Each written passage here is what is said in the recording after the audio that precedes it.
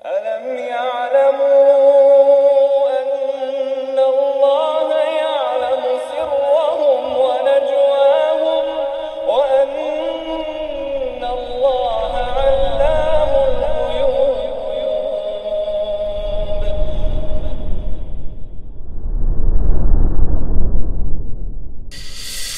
طيب بسم الله الرحمن الرحيم. السلام عليكم ورحمة الله وبركاته. إن الحمد لله نحمده ونستعينه ونستغفره ونعوذ بالله من شرور أنفسنا وسيئات أعمالنا من يهده الله فلا مضل له ومن يضلل فلا هادي له أشهد أن لا إله إلا الله وحده لا شريك له وأشهد أن محمدا عبده ورسوله لا نبي بعده. اللهم علمنا ما ينفعنا وانفعنا بما علمتنا إنك أنت العليم الحكيم. Kita lanjutkan kajian kitab Adab dan Kiat dalam menggapai ilmu atau terjemahan dari kitab Ma'alim fi Tariq Thalabil Ilm. Masih di masalah penuntut ilmu di rumahnya. Kata beliau hafizallah, kata penulis yaitu Syekh Abdul Aziz As-Sadhan hafizallah. Selanjutnya kami akan sampaikan kepada Anda beberapa hadis dan athar yang menunjukkan tentang perhatian para salaf terhadap istri dan anak-anak mereka. Jadi perhatian terhadap istri dan anak-anak mereka. Al-Bukhari rahimahullah telah membuat satu bab tersendiri di dalam kitab sahihnya. Beliau berkata, Bab ta'lim ar-rajul amatah wa ahlah. Bab seorang laki-laki, ya seseorang pria, suami mengajari amah dan ahlah. Amah di sini yaitu budak perempuan. Oke? Budak perempuan. Dan ahl di sini yaitu keluarganya, maksudnya istrinya. Kemudian Imam Bukhari menyebutkan di bawah judul bab tersebut hadis riwayat Abu Musa Al-Asy'ari radhiyallahu anhu. Beliau berkata, Rasulullah SAW bersabda, "Thalathatun lahum ajran." Ada 3 orang yang akan mendapatkan 2 pahala. Yang pertama, rajulun min ahlil kitab amana bi nabiyhi wa amana bi Muhammadin sallallahu alaihi wasallam. Seseorang dari kalangan ahli kitab. Siapa ahli kitab itu, ikhwan? Yahudi atau Nasrani? Pertanyaannya, apakah orang Nasrani sekarang dan Yahudi sekarang ahli kitab? Hah? Ahli kitab bukan? Ayo.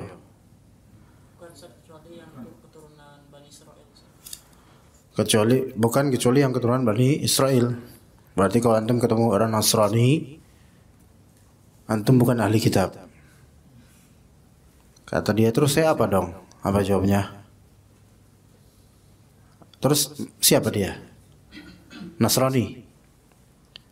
Taib ahli kitab siapa kata antum tadi? Yahudi, Nasrani. Antum ketemu orang Nasrani, dia ahli kitab bukan? Tadi antum bilang ahli kitab ya Nasrani. Sekarang antum Nasrani ya ahli kitab. Ya, ahli kitab. Yang dulu. Kata antum.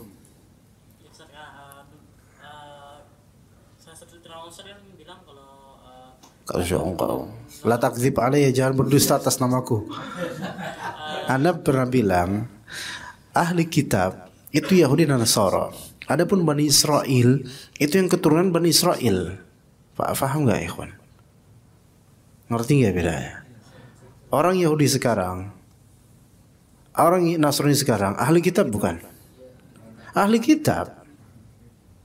Iya, ada ulama yang mengatakan mereka bukan lagi ahli kitab karena sudah berbeda ulama itu. Tapi itu pendapat yang lemah. Yang sahih adalah bahwasanya mereka ahli kitab. Mungkin ketika itu antum terdistorsi kali, salah ini kali, nangkap kali. Pokoknya salah antum lah, al-muhim lah. Enggak, yang Anda sebutkan insyaallah adalah bahwasanya Yahudi, Nasara itu semua ahli kitab karena mereka punya kitab, Injil dan Taurat. Perjanjian Lama, Perjanjian Baru. Ahli kitab. Tapi untuk apakah orang Nasara sekarang dan Yahudi itu Bani Israel, sebentar. Kalau itu mah, kalau itu kembali ke nasab. Dicek lagi ini.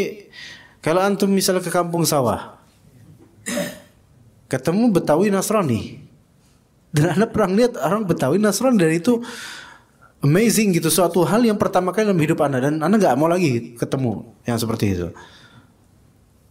Babe mau Natalan katanya, ajaib babe mau Natalan, itu nggak diterima di pikiran. Babe mau Natalan nggak ada tuh. Tapi itu agama mereka di kampung sawah. Taib, itu mereka lah, urusan mereka. Nah, apakah mereka ahli kitab? Mereka punya kitab pegangan nggak? Injil, Taurat versi Injil versi mereka, ya, Bible versi mereka. Pertanyaan kedua, apakah si Babeh ini Bani Israel? Bukanlah. Bani Binyamin, Bani Israel, Bani Betawi, ya, bukan Bani Israel. Bani Israel itu keturunan Nabi Yakub, dan kita nggak ada Nabi Yakubnya di sini. Malah kalau masalah kata Ustaz Zainal, malah ini kayaknya keturunan Ya'juj Ma'juj di Indonesia gitu. Itu kata beliau ya. Itu bedanya ya. Jadi yang sekarang masih ahli kitab nggak? Ahli kitab karena mereka punya kitab, yaitu Bible, dan untuk orang Yahudi Torah atau Talmud ya. Taib. Jadi di antara dari tiga yang dapat apa? Dapat ganjaran dua. Yang pertama, rajulun min ahli kitab. Seorang pria dari kalangan ahli kitab. Oke? Berarti dia tuh aslinya apa? Bukan Islam tadinya. Beragama Yahudi atau Nasrani. Oke? Ini enggak dikatakan rajulun min Bani Israel, tidak. Berarti mencakup ahli kitab manapun, mau di Jawa kayak Sulawesi kayak Lombok atau mana, Bali kayak misalnya Kristen atau Yahudi mana, Jerman, ahli kitab semua pokoknya. Ahli kitab tadinya amana bi nabiyhi wa amana bi Muhammadin sallallahu alaihi wasallam. Kemudian dia beriman dengan nabi yang ada pada agamanya. Kalau di Yahudi beriman kepada agama Nabi Musa. Kalau di Nasara beriman kepada Nabi Isa alaihissalam dengan iman yang benar, dan beriman kepada Nabi Muhammad sallallahu alaihi wasallam. Maka berarti dia ketika udah beriman kepada Nabi Muhammad SAW, konsekuensinya dia harus beriman kepada seluruh nabi dan rasul yang ada di Al-Quran dan hadis. Oke? Orang Yahudi tidak mengimani Nabi Isa alaihissalam. Ketika orang Yahudi Alkitab masuk ke Islam, beriman kepada Nabi Muhammad SAW, otomatis wajib beriman kepada Nabi Isa alaihissalam. Maka orang ini enggak lagi disebut ahli kitab lagi, melainkan disebut ya ayyuhalladzina amanu dan mukmin, muslim. Ya. Kenapa dapat apa? Kenapa dia dapat dua pahala? Dapat dua pahala karena sebelum dia masuk Islam, dia beriman kepada nabinya, dan ketika dia masuk Islam, dia beriman kepada Muhammad sallallahu alaihi wasallam.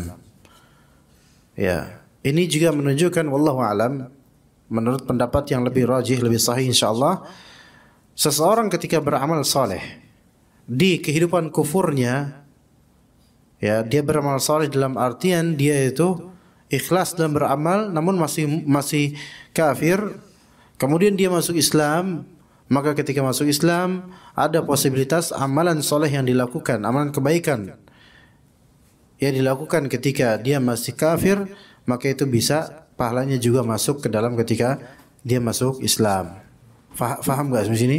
Kayak seorang sahabat berkata kepada Rasulullah SAW, ya Rasulullah, dulu ketika saya masih musyrik, masih di masa jahiliyah, saya itu suka menderma, suka memberi, suka sedekah. Sekarang saya sudah masuk Islam. Apakah pahala sedekah itu akan mengalir saat ini, masih dapat juga saat ini ketika masuk Islam? Maka kata Rasulullah, ya, akan kembali padamu pahala sedekahmu waktu itu. Tapi dengan syarat ketika itu memang sedekah dia mengharap ridha Allah Azza wa Jalla, bukan dalam kondisi mengharap ridha selain Allah Azza wa Jalla. Jadi dalam keadaan yang benar, walaupun status dia masih kafir. Tapi karena dia masuk Islam, maka diberikanlah pahalanya kepada dia kemudian. Ya begitu. Maka orang ini ketika masih menjadi ahli kitab, dia beriman kepada Nabi dengan iman yang baik. Ya, taib, iman yang baik. Namun karena mungkin terperdaya atau ketika itu masa fatrah, seperti Waraqah bin Naufal, atau dia tertipu oleh pendeta-pendetanya, tapi dia berusaha beriman kepada nabinya, berusaha berbakti dalam beragamanya, tapi salah dia. Maka niatan baik tersebut bisa jadi ketika dia masuk Islam, dia diberikan oleh Allah Subhanahu wa taala ganjaran atas apa yang dilakukan dari kebaikan di masa lampau. Tapi itu kebaikan yang tidak melanggar syariat Allah Azza wa Jalla. Adapun kalau misalnya orang Nasrani, dia cara berimannya kepada Nabi Isa alaihissalam dengan menyembahnya, maka ini tidak masuk dalam hadis ini. Karena itu bukan beriman yang sesuai dengan syariat Allah Azza wa Jalla, melainkan itu beriman dengan cara paganisme, yaitu penyembahan berhala. Karena agama Nasrani itu telah disusupi secara masif dengan apa? Dengan paganisme, yaitu apa? Penyembahan terhadap idol, atau bahasa lainnya idolatry, penyembahan terhadap berhala. Ya begitu. Maka hati-hati dengan istilah idola. Karena idola itu pada asalnya dalam bahasa Inggris itu maksudnya dari segi idolatry, yaitu pengkultusan terhadap berhala atau individu tertentu. Begitu. Maka kalau bisa jangan bilang Nabi Muhammad idola saya, melainkan lebih afdal Nabi Muhammad panutan saya, itu lebih afdal. Karena idola, asal kata idol itu adalah pemberhalaan sesuatu. Gitu. Antum percaya nggak apa yang Anda bicarakan barusan? Wah, ragu-ragu antum. Bahaya ini. Itu yang pertama. Kedua, wal abdul mamluku idza adda haqqallahi wa haqqa mawalih. Kedua yang mendapatkan pahala dua, ya, seorang al-abd al-mamluk, hamba yang dimiliki. Bahasa kitanya hamba sahaya. Jadi sahaya ini adalah hamba gitu loh. Kalau antum mau mencari asal kata sahaya, hamba dengan sahaya itu sama. Karena makna hamba dari kata abd, sahaya dari kata abd. Makanya saya itu lebih halus daripada aku. Karena sahaya itu bahasa Arabnya apa? Abd. Hamba bahasa Arabnya abd. Kalau dalam bahasa Sunda, abdi itu lebih halus daripada aing. Apa yang ditambahin huruf k, dibilang kaing-kaing gitu. Ya. Jadi itu abdi. Abdi di sini ada sini sahaya, kehambaan. Makanya sahaya itu lebih halus. Ya, kalau di Melayu pun gitu, saya lebih halus. Maka al-abdul mamluk maknanya ya hamba sahaya yang mamluk, dimiliki. Ini menunjukkan ini masih budak. Ya, bukan sebatas hamba yaitu paham kepada Allah, tapi ini budak yang dimiliki. Budak yang dimiliki oleh maulanya. Maula di sini majikan. Ini budak ini stratanya ini setengahnya orang merdeka gitu loh. Kalau kita merdeka, dari mana budak berasal? Peperangan, ditawan jadi budak. Iya. Ditawan jadi budak. Lah boleh jadi budaknya itu lebih putih daripada majikannya, mungkin enggak? Mungkin. Tapi peperangan yang maksud peperangan yang syar'i. Bukan peperangan asal perang. Bukan peperangan karena apa namanya? Klub bola. Kanjuruhan. Dan semisalnya, bukan itu. Itu perang terjadi itu terus habis itu ditawan, diperbudak gitu, enggak bisa. Melainkan peperangan yang syar'i. Kemudian pihak lawan yaitu musuh dari kalangan musyrikun atau kafir, kufar, ya ditawan baik laki-laki atau perempuan. Kemudian dijadikan budak. Atau anak yang kecil ditawan, dijadikan budak.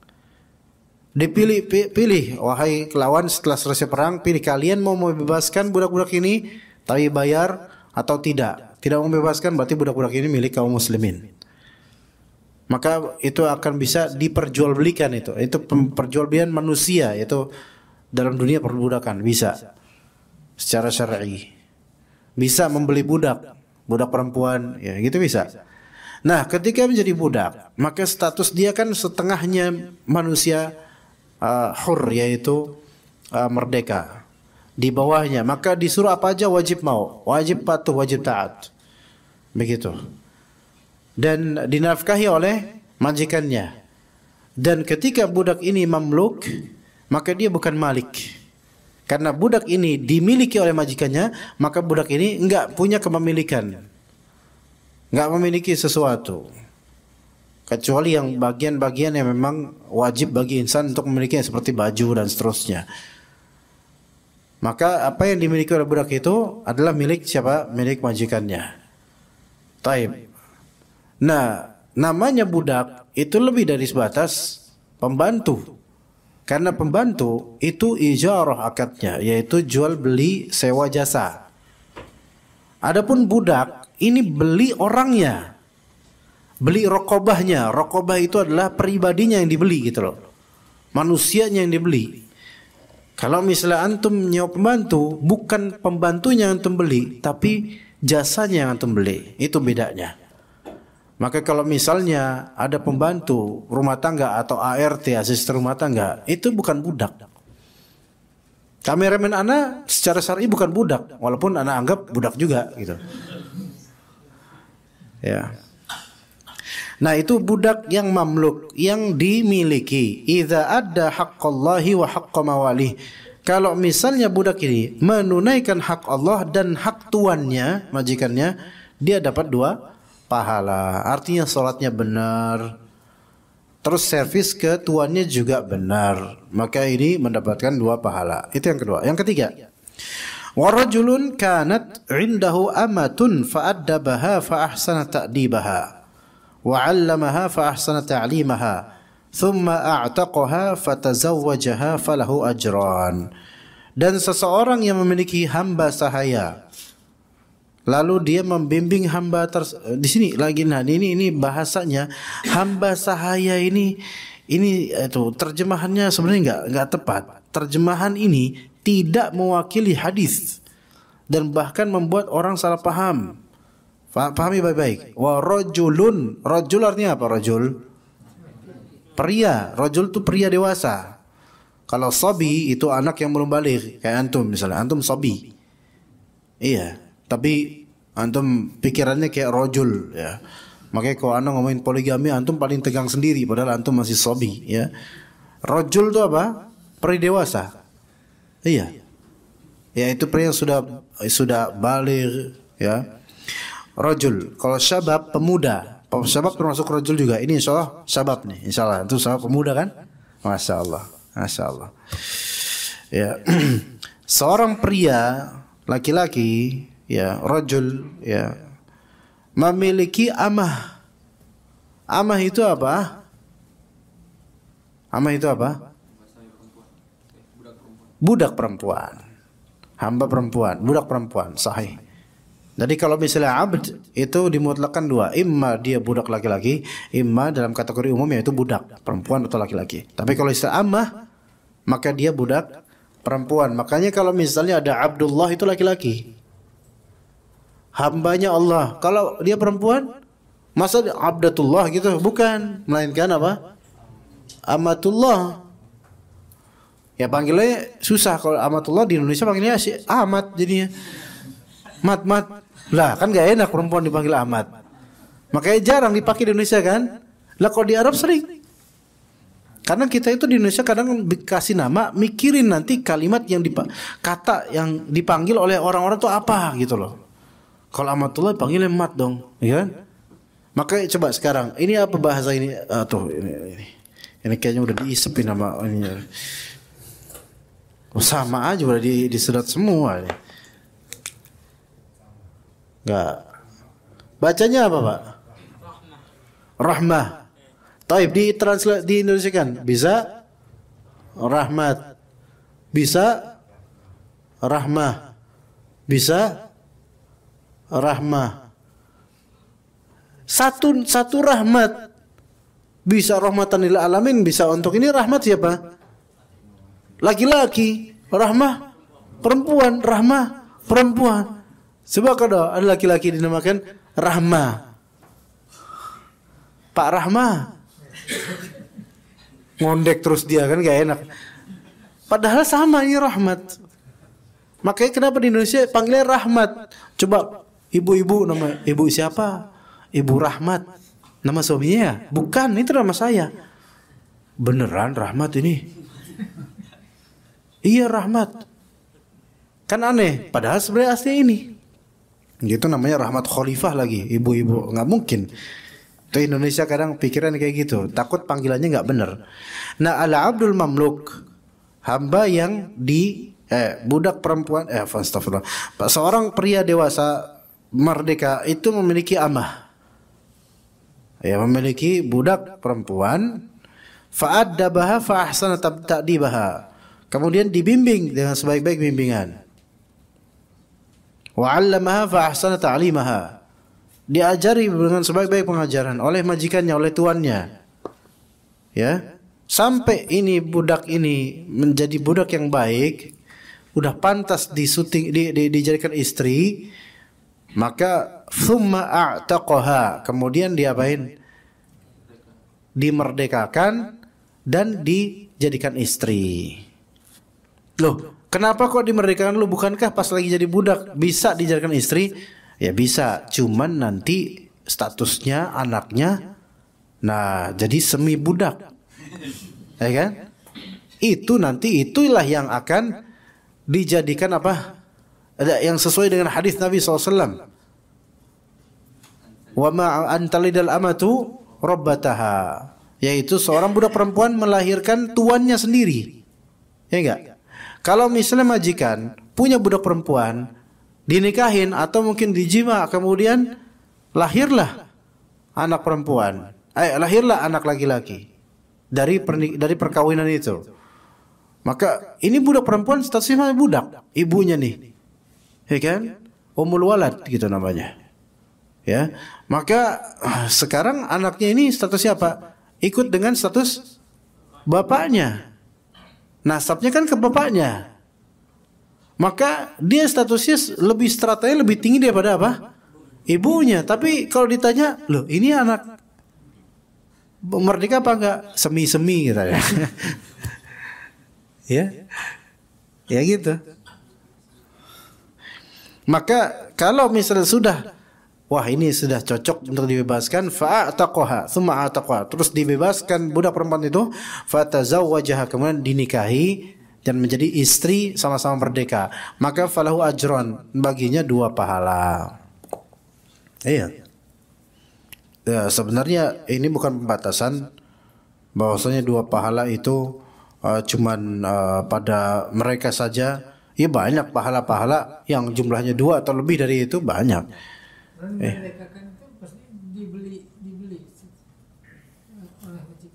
Dia menstatuskan bahwasanya ini adalah saya merdekakan sekarang. Maksudnya sudah dimerdekakan, statusnya langsung tanpa keluar duit karena itu kan miliknya.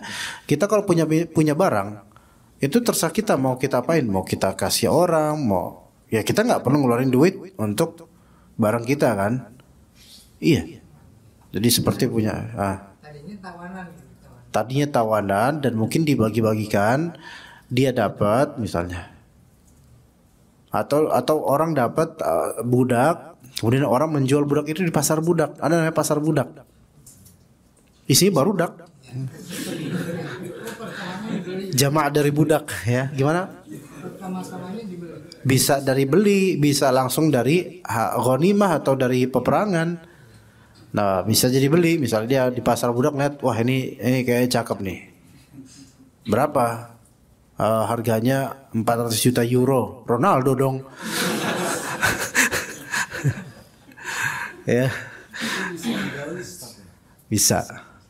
Udah nggak usah nanya. Ini kok yang nanya udah berusia semua. Yang pemuda mana semangatnya? Ayo semangat ikhwan, ayo. Ya begitu, bisa dijima ya. Bisa dijima. Cuman kan resikonya status anaknya itu nanti kalau dia melahirkan maka menjadi, kalau laki-laki ya tentu menjadi tuannya jadinya, atau perempuan menjadi tuannya juga ya. Nggak ada Pak, ya jangan usah berpikir jauh lah Pak, insya Allah ini dulu, nanti kan suatu saat akan ada insya Allah, tapi mau beli Pak, mau beli ya cicil dulu kok. Iya, budak itu bisa dimerdekakan Pak, dimerdekakan dengan beragam model pemerdekaan, bisa dengan ditunaikan kemerdekaannya oleh majikannya sendiri. Dah kamu saya bebaskan sekarang, maka itu berpahala besar. Itu satu cara. Cara kedua dimerdekakan dengan dibeli oleh orang lain. Bisa. Ini saya beli budak ini seharga 100.000 euro misalnya. Maka saya merdekakan budak ini, dikasih ke majikannya uangnya. Oh ya, saya terima duitnya, ya udah kamu merdeka. Jadi dimerdekakan oleh yang membeli itu. Yang memerdekakannya bukan membeli, yang memerdekakannya yang menyodorkan uang itu. Ya, itu bisa. Ya. Ya, dan dalam syariat Islam juga kadang-kadang juga ada fidyah dengan cara seperti itu, memerdekakan, menebus dosa dengan cara memerdekakan budak.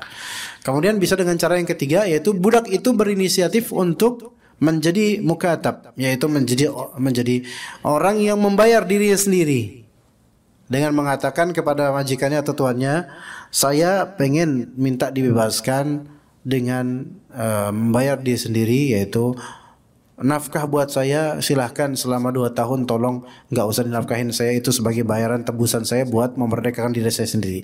Maka ini mukatabah namanya, yaitu budak berhutang untuk membebaskan diri sendiri kepada tuannya. Ini mukatabah. Ini kata Allah, kata Nabi SAW, Salathatun haqqun 'ala Allahi 'aunuhum. Ada 3 model orang yang wajib dan pasti Allah Ta'ala akan menolong mereka. Pertama, al-mujahid fi sabilillah, orang berjihad fi sabilillah. Yang kedua, al-mukatab yuridul ada, yaitu budak yang ingin melunasi hutang untuk pembebasan dirinya, dia pengen menunaikannya, itu akan Allah bantu. Yang ketiga yaitu an-nakih yuridul afaf, orang yang nikah karena ada niatan pengen menjaga harga dirinya. Maka 3 ini ditolong oleh tadi mukatab. Yang ketiga mukatab. Ada juga dengan cara tadbir, ya, membebaskan budak dengan cara tadbir. Ada berapa tadi udah disebutkan? Oh enggak, udah ini keempat. Yang pertama dengan cara i'taq, yaitu membebaskan dari majikan, langsung menyatakan kamu bebas, anta hur, kamu bebas. Atau yang kedua dengan cara dibeli oleh orang lain dengan maksud pembebasan. Ini 2. Yang ketiga tadi mukatabah. Yang keempat caranya tadbir. Tadbir itu gimana? Yaitu si sayyidnya atau tuannya bilang ke budaknya itu, kamu bebas setelah wafat saya. Maka ini namanya tadbir. Maka budak itu kalau laki-laki namanya mudabbar, kalau perempuan namanya mudabbarah. Seperti itu fikihnya. Tapi fikih ini nggak relevan sekarang karena nggak ada orang yang diperbudak sekarang. Walaupun antum mungkin kadang-kadang melihat anda memperbudak kamera anda, tapi mereka hakikatnya bukan budak secara syar'i. Mereka budak konvensional. Iya, seperti itu ikhwan. Jadi itu. Jadi kalau punya budak, tsumma a'taqaha, kemudian membebaskannya. Tadi pernyataan bebas, kamu sekarang saya bebaskan menjadi orang apa? Merdeka. Nah, ketika merdeka, fatazawwajaha, dia pun menikah dengannya. Menikahinya, boleh? Ya boleh, ini contohnya. Dan dapat pahala, alhamdulillah. Jadi menikah itu berpahala, ikhwan. Nah, kalau misalnya dia sudah dibebaskan oleh tuannya, kamu saya bebaskan sekarang. Dah, misalnya kalau sekarang ada surat pernyataan materai dan terusnya ke pengadilan atau misalnya gitu kan, bebas nih, udah ternyata kan bebas. Nah, si tuannya udah lama ngincer pengen nikahin dia. Will you marry me misalnya? No, kata budaknya, kata mantan budaknya, no, I'm bored. Ya. Apa artinya? Bosen saya sama sampean. Misalnya, berhak gak dia menolak? Berhak karena hur, karena merdeka. Waduh, nyesel saya merdekakan kamu. Tahu gini kamu saya perbudak terus gitu kan. Kalau misalnya kayak gitu, maka bisa terjadi. Tapi insya Allah kalau misalnya udah beradab seperti ini, bagus ta'limnya, pasti diterima. Pasti diterima. Jadi ikhwan, ini ada kiasan juga terhadap hal-hal ini. Kalau misalnya antum mengajari murid, ya akhwat atau apa, ya memberikannya ilmu dan seterusnya, sampai dia matang, antum nikahin, ajib. Bisa nggak kayak gitu? Langsung diam kan? Di giliran kenyataan mungkin antum diam. Giliran budak rame antum. Ini kan kenyataan bisa antum lakukan sebenarnya. Antum cari murid yang bisa antum ajarkan, perempuan lah. Makin gede kemudian makin tubuh makin, masya Allah nih. Jadi ini istri bagus ini. Antum kemudian melamar dia. Dapat pahala 2 nggak insya Allah? Kenapa berat? Karena justru ini kenyataan bisa terjadi kan? Tapi berat sekali kan? Berat memang. Tapi bisa nggak? Bisa. Antum nggak perlu nyari budak dulu untuk mengamalkan ini, ikhwan. Iya. Gimana? Nah, kan bapak diam kan, langsung kan giliran beneran bisa diam pak. Khalid, Khalid laki-laki, Allah musta'an. Iya. Nah gitu. Yang menjadi perhatian kita pada hadis ini adalah sabda Nabi SAW. Dan seseorang memiliki budak perempuan, lalu dia membimbingnya. Tuh lihat. Jika seseorang akan diberi pahala hanya karena mengajarkan hamba perempuannya, budak perempuannya, lantas bagaimana halnya dengan orang mengajari anak-anaknya sendiri? Lebih berpahala lagi. Di antara tata cara mengajar anak yaitu sebagaimana pengajaran Nabi SAW kepada Abdullah bin Abbas dalam masalah penempatan makmum dalam saf. Yaitu tatkala Ibnu Abbas berdiri di samping sebelah kiri Nabi SAW, maka beliau memegang telinga Ibnu Abbas radhiyallahu anhu dan menggesernya menjadi ke sebelah kanan beliau. Sebagaimana hal itu disebutkan dalam dua kitab Sahih Muslim dan Sahih Bukhari dan Sahih Muslim. Ini kisah Ibnu Abbas ini ada faedahnya ikhwan.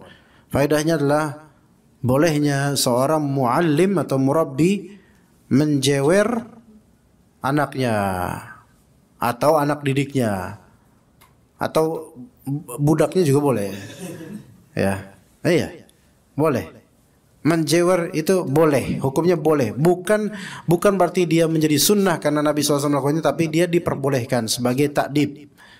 Karena opsinya banyak, nggak harus menjewer kan. Karena Rasulullah posisi ketika ini. Ibnu Abbas ketika Rasulullah SAW seperti di rumah Maimunah atau ya. Rasulullah SAW di rumah salah satu istrinya dan Ibnu Abbas nginep di situ. Melihat Rasulullah SAW sholat malam, maka Abdullah bin Abbas kemudian berdiri di mana? Sebelah kiri, kan kurang tepat, tidak tepat. Maka Rasulullah memegang telinga Ibnu Abbas. Jadi dijewer sambil ditarik. Kan megang telinga kan bukan, namanya megang telinga bukan megang gini kan. Enggak, tapi kan digiring. Sini Khalid. Sini Khalid. Hah? Mau ada kamera biar orang tahu yang mana yang Khalid tadi. Digiring. Ya. Dia digiring, menggesernya menjadi ke sebelah kanan beliau. Jadi telinganya agak dijewer. Ya, tapi itu bukan jewer marah gitu loh. Siap di sini, awas ya. Enggak gitu. Tapi dia enggak menjewer yang sampai sakit apa enggak. Digiring gitu. Ya. Maka ini menunjukkan bolehnya menjewer murid, ya, termasuk di SS juga boleh. Iya. Kalau misalnya dengan ngantukan, ngeyelan, nah itu minta parfum lebih dari 3 mili, nah itu pantas dijewer itu, ya. Di antaranya juga yaitu riwayat yang datang dari Amr bin Salamah radhiyallahu anhuma, di mana ia berkata, sewaktu aku masih kecil dan aku berada di bawah asuhan Rasulullah SAW, tanganku berpindah ke sana kemari di atas nampan saat makan. Jadi nampan saat makan kan orang biasa di situ ketika itu makan bareng gitu. Berpindah, kadang makan comot sini, kadang comot sini gitu loh, nggak berakhlak gitu. Maka Rasulullah SAW bersabda, ya gulam, ya gitu perkataan Rasulullah kepada Amr bin Salamah, ya gulam. Gulam itu anak kecil belum balik. Ya gulam, sammillah, bacalah Bismillah terlebih dahulu. Wa kul biyaminik, makanlah dengan tangan kananmu. Wa kul mimma yalik, dan makanlah makanan yang ada di hadapanmu, yaitu yang dekat, yang laik padamu, ya. Nah, yang yalik dari kata yali, ya, yaitu yang di samping, yang dekat, ya, yaitu artinya yali, ya, taib. Jadi itu, maka diberikan takdib oleh Rasulullah SAW, ditegur langsung. Ini menunjukkan Rasulullah SAW ketika ada anak atau anak gulam belum balik yang melakukan sesuatu yang tidak beradab atau kurang sopan atau kurang baik, maka Rasulullah langsung menegur. Dan tegurannya menyebutkan sifat kegulamannya gitu. Nah, gitu loh. Ya, kalau bahasa Betawi tong, nduk, ya untuk perempuan Jawa gitu. Ya.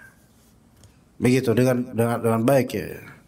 Nah, kemudian langsung diberikan nasihat, perintah apa dan larangan seperti itu. Nah kalau sekarang kita itu kadang-kadang nggak mau seperti itu. Anak kecil ngomong jorok, ngomong kasar, kita cuma bisa geleng-geleng doang. Emang kalau geleng-geleng dia berubah gitu? Enggak. Tegur, dek, jangan ngomong seperti itu. Emang kenapa pak? Nggak boleh, itu nggak bagus. Nah itu kan, itu antara orang tua dengan anak, atau orang tua seorang dewasa dengan anak orang. Kadang kita itu nggak mau ngingetin anak orang, takut bapaknya ngeliatin gitu loh. Itu mental banyak masyarakat sekarang, bapak-bapak sekarang. Ya, kalau memang antum punya wibawa, lakukan. Nah, jangan ngomong kayak gitu, nggak benar, itu omongan orang-orang jelek. Dilihatin sama bokapnya. Ada apa pak? Ya nggak ada apa-apa, saya cuma nasihatin doang. Kenapa? Emang bapak ngomong apa sama anak saya? Itu tadi ngomong jorok. Ya saya nasihatin. Ya bapak jangan ngegas gitu dong. Gitu. Lah, saya nggak ngegas, orang starter aja belum. Ya. Jadi kalau bisa antum kalau punya wibawa, bisa antum nasihatin, wajib nasihatin itu. Sebagian Rasulullah SAW menasihati Amr bin Salamah. Kemudian perkara terbesar yang diajarkan kepada anak yaitu perkara tauhid, yang mana Nabi SAW sendiri sangat bersungguh-sungguh memberi perhatian terkait pengajaran tauhid. Diriwayatkan bahwa suatu saat Nabi SAW mendengar para budak wanita yang menabur bana. Ini dalam suatu occasion ya, dalam suatu event ya, event syar'i ya. Dan salah seorang dari mereka berkata, di antara kami ada seorang Nabi yang mampu meramal masa depan. Maka Rasulullah SAW segera melarang ucapan tersebut, karena memang ucapan di sini ucapan yang berbahaya. Di antara kami ada seorang nabi yang mampu meramal masa depan. Lah ini kan kahanah. Ini kan perdukunan jadinya.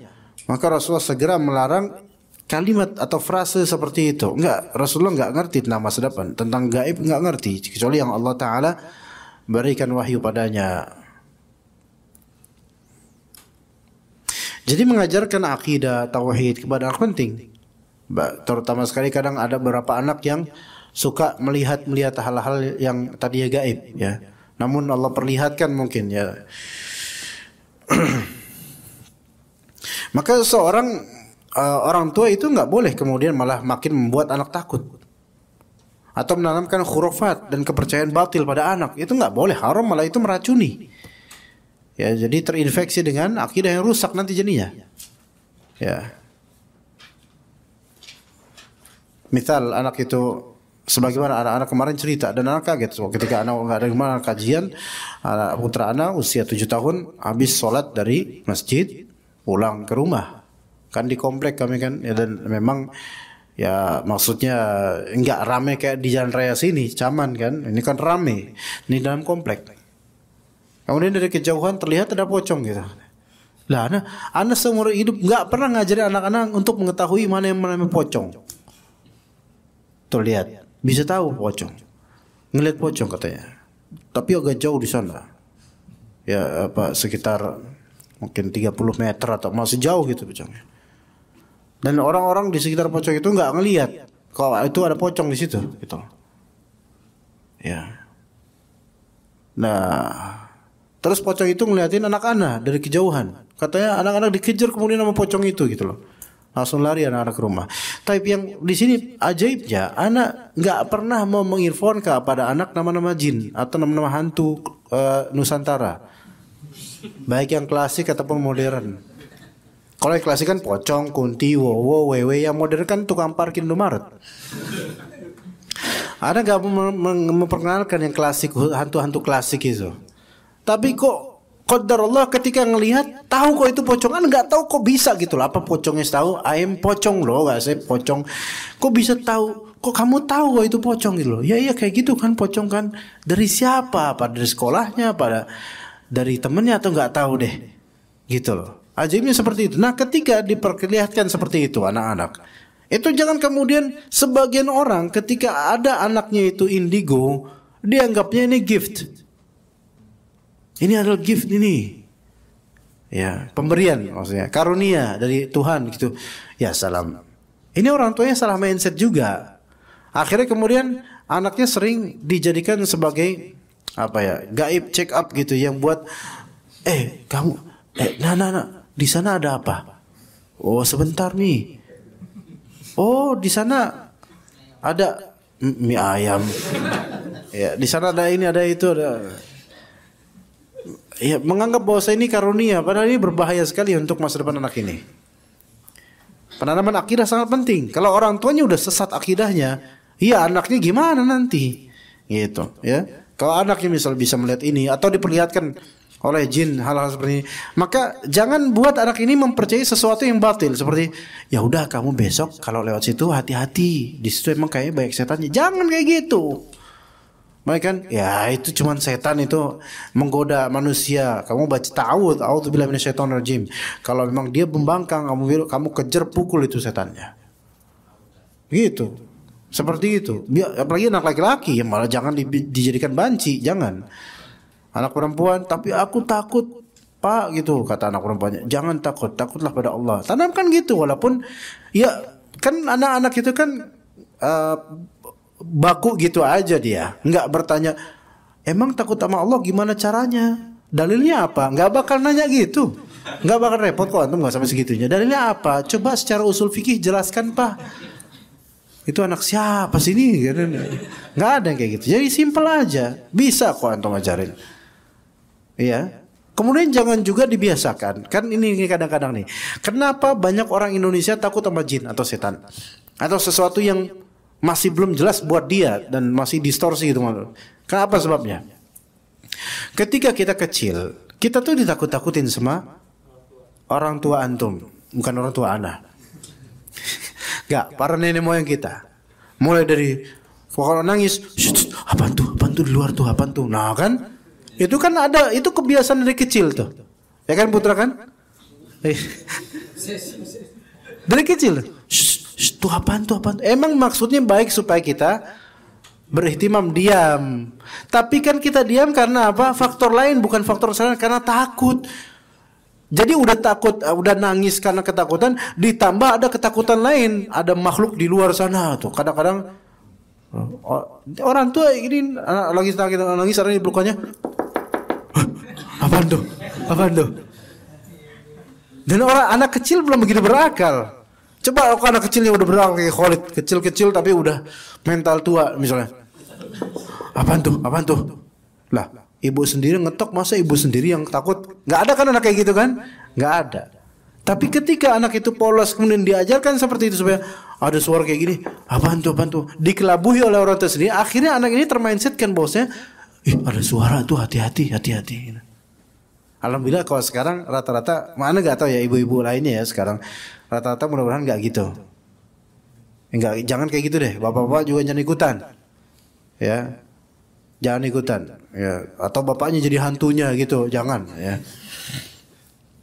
Jadi itu mendidik mental dan akidah kurang baik gitu. Mentalnya kurang baik, jadi agak penakut. Dan secara akidah itu seolah-olah percaya bahwa ini memberikan madarat buat dia gitu loh. Jangan membiasakan seperti itu. Makanya orang Arab, antum cari orang Arab gendong anak ketika nangis, nggak ada tuh ngetok tuh, mahadha, hada Khalid. Nggak ada orang Arab kayak gitu. Makanya orang Arab itu sama hantu nggak takut. Nggak takut. Yang sekarang rata-rata nggak, umumnya nggak takut karena emang dari orang tua samanya nggak membimbing untuk seperti itu. Iya, nggak membimbing untuk seperti itu. Nah, taib, lanjutkan. Diriwayatkan pula dari Malik bin Al-Huwairits radhiyallahu anhu ia berkata, ini udah azan belum ikhwan? Hah?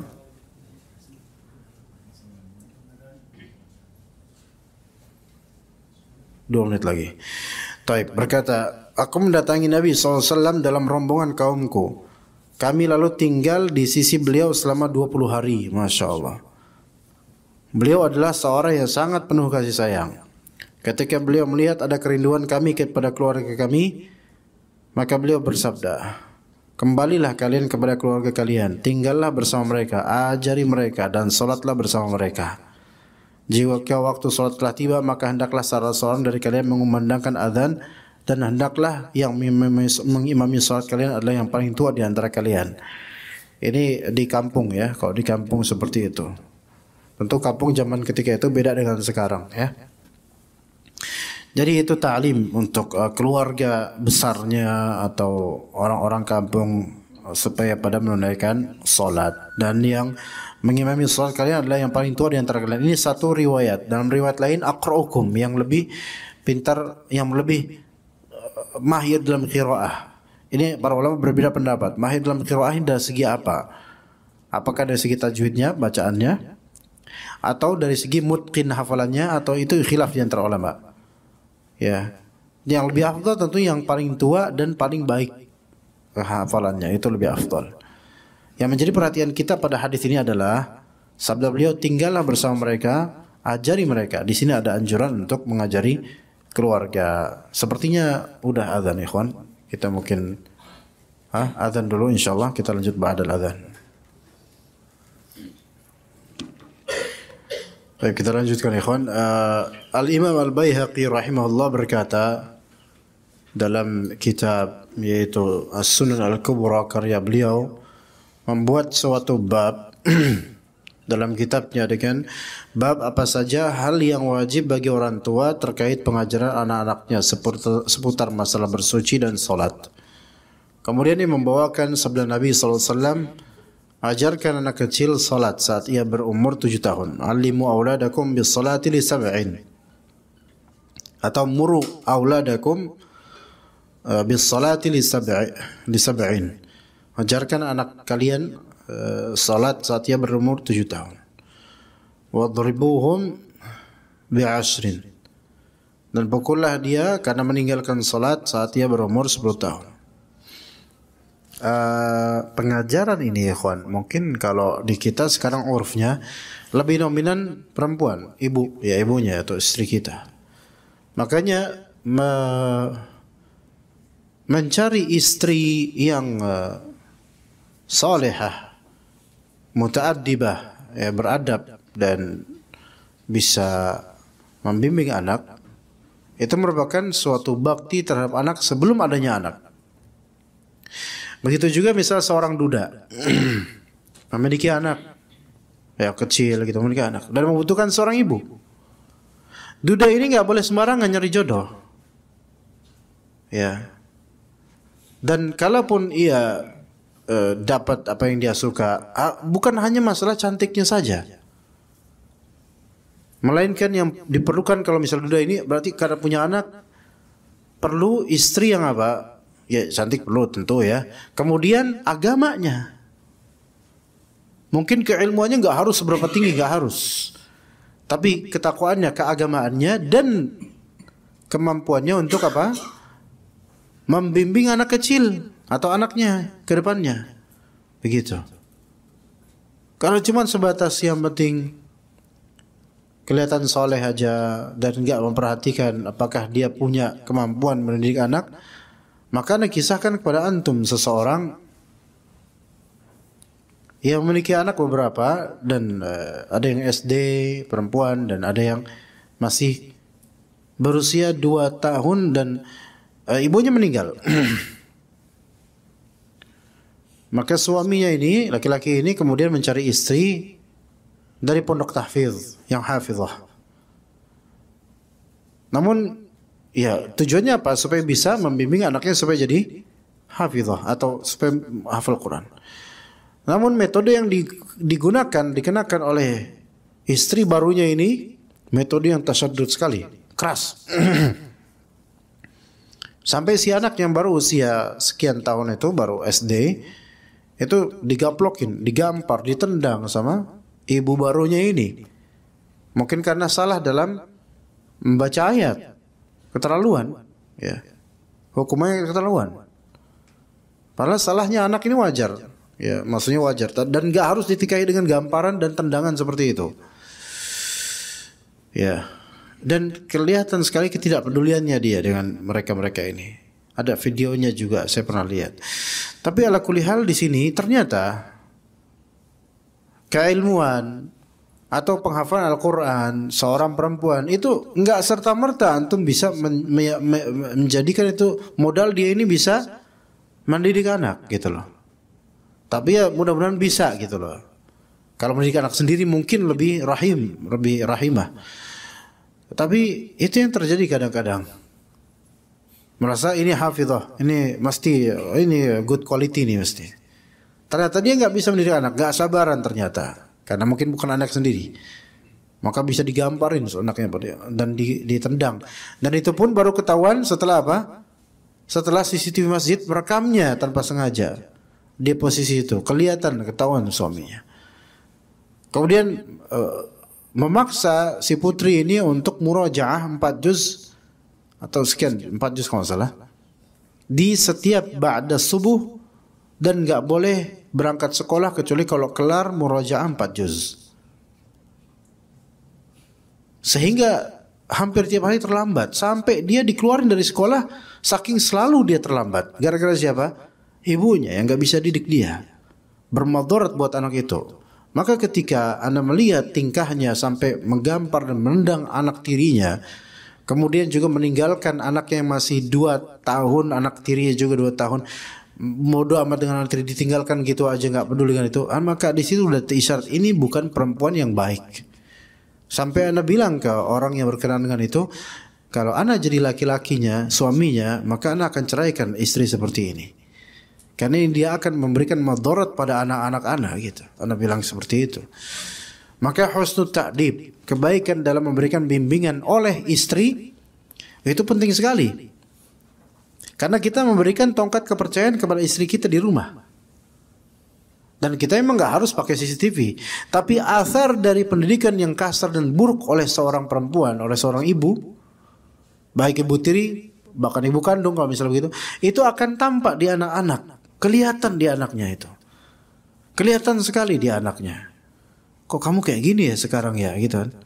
Nah kalau suami itu cuma mentargetkan yang penting hafal 30 juz, tapi anak terlukai dari kecil, maka Anda durhaka sekarang. Karena menghafal 30 juz gak wajib bagi anak ini. Bahkan Anda pun sebagai bapak pun belum menghafal seberapa. Ajaib. Yaitu menggenjot anaknya supaya hafal maksimal, bapaknya sendiri boro-boro ngaji aja ngantukan. Iya. Kemudian giliran masalah budak langsung bukan bapak.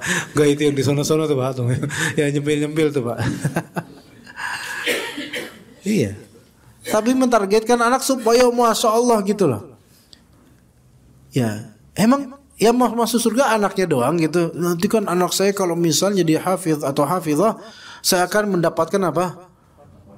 Mahkota nanti di akhirat. Iya itu insya Allah ganjarnya gitu. Tapi kalau antumnya rusak, kira-kira antum masuk neraka dulu nggak insya Allah?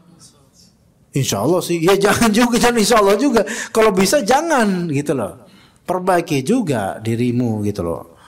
Ya jangan mentang-mentang anaknya harus nanti betapa ada kayak anak dikerasin dan ditargetkan dari kecil dengan target yang tidak sesuai kapasitas dia, akhirnya nggak jadi apa-apa, malah sebaliknya membangkang sama orang tua karena merasa pressure-nya tinggi sekali gitu, ditekan. Sebagian anak ya, ada sebagian anak yang memang punya karakter dia sifatnya eksplosif dan nggak mau dikekang gitu loh, memberontak gitu. Kalau anak ini di pressure untuk target orang tuanya supaya bisa hafal segini sekian, itu ketika dia udah meledak, udah nggak bisa, susah dibalikin lagi. Berkaca, antum pecahin, memang bisa di puzzle tapi nggak bakal bisa sama seperti sebelumnya. Walaupun pakai lem Cina, tetap aja beda. Ya begitu ikhwas sekalian. Maka ayo kita perhatikan anak-anak kita, tapi jangan berlebihan. Jangan berlebihan dalam mentargetkan sehingga anak ini pecah. Ya, mereka masih ada nuansa untuk bermain, bercengkerama dengan keluarga. Ya, seperti itu. Mudah-mudahan yang sedikit ini bermanfaat untuk Anda dan juga antum. Barakallahu fikum jami'an. Insyaallah kita ketemu pada pekan depan masih di masalah penuntut ilmu di keluarganya. Wa sallallahu ala nabiyyina Muhammad wa ala alihi wa sahbihi ajma'in. Subhanakallahumma wa bihamdika asyhadu an la ilaha illa anta astaghfiruka wa atubu ilaik. Assalamualaikum warahmatullahi wabarakatuh.